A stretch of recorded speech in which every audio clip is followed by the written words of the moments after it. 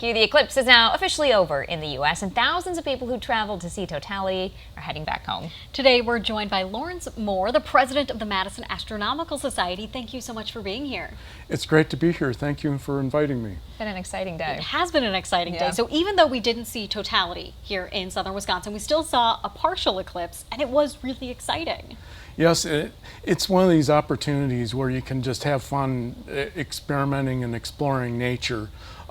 Whether you got one of those authentic sun viewing glasses, or if you were like myself with punching a hole in a piece of paper and projecting it onto the pavement and seeing the eclipse that way. And also you could notice in between the branches of trees, too bad we don't have leaves, but if you're near an evergreen, one of my friends told me they could see through the evergreen tree the eclipse projecting onto the ground that way, and people were just amazed. And if you happen to be at the path of totality, there's lots of other fascinating natural phenomenon going on, whether it's the sun or whether it's the animals or whether it's the people. Yeah. So you didn't travel today, but you did back in 2017 when we had our last eclipse to get to totality. Yes, I drove 2 days to Glendale, Wyoming. Oh my goodness. Wyoming, they had 2 state parks that were right in the path of totality, and I booked my spot there several months in advance. And we had me and another member of the society, John Wonderland, was at the same park, and we had a great time there, and it was a great experience. One of the fun things that happens right before totality is, the things just start seeming weird. Yeah. Okay. And then the animals start behaving oddly. And if you happen to have a piece of white cloth on the ground right before totality happens, you start seeing these weird shadow patterns called shadow snakes that are caused by the very thin light coming past the moon from the sun and showing the turbulence in the air. And then, of course, people mention seeing the diamond ring, and if the sunshine passes through various surface features on the moon, you see something called Bailey's beads. So there's just so much fun things to be able to experience in nature, and I urge anyone who has a chance to travel to the path of totality, do it. It's like hearing someone like myself sing. That's like seeing partial eclipse, but and the total eclipse is more like going to a Taylor Swift concert. It's one of the most exciting, anxiety and emotion provoking experiences you'll ever go through.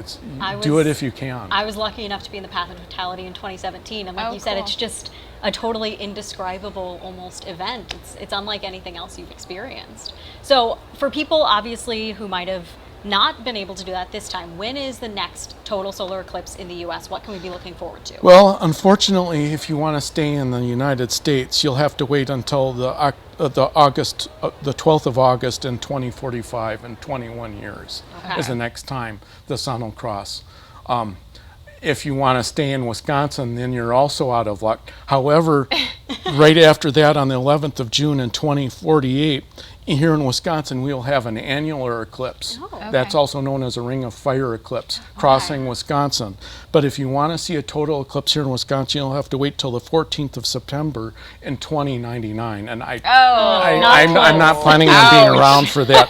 But if you really want to do it, make plans to travel. There's if there's an eclipse going over the ocean, take a cruise. I noticed there's an eclipse that's going to be crossing in Luxor, Egypt, coming up around 2026, I believe.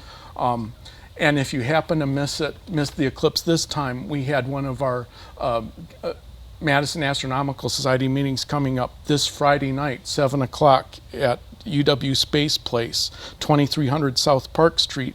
The Madison School District Planetarium Director, Ben Sensen, is going to be doing a presentation. Some professional astronomers, 2 teams went to Texas and Mexico to try to reproduce the 1919 Eddington experiment that they tried doing during a total eclipse to try to prove Einstein's general theory of relativity. So that'll be happening at our monthly meeting at UW Space Place at 2300 South Park Street. Very cool. Well, 7 o'clock. Very cool. Thank you so much for being here today, Laurence. We appreciate it. You're welcome, and thank you for inviting me. Yeah.